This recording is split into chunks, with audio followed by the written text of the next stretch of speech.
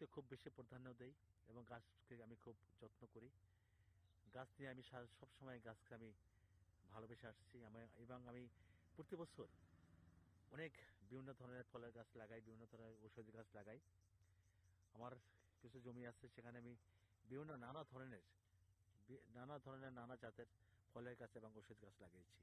সবাই ভালো থাকবেন, আমার জন্য দোয়া করবেন, আমি যেন মানুষের কল্যাণের জন্য কিছু করে যেতে পারি ইনশাল্লাহ। আসসালামু আলাইকুম।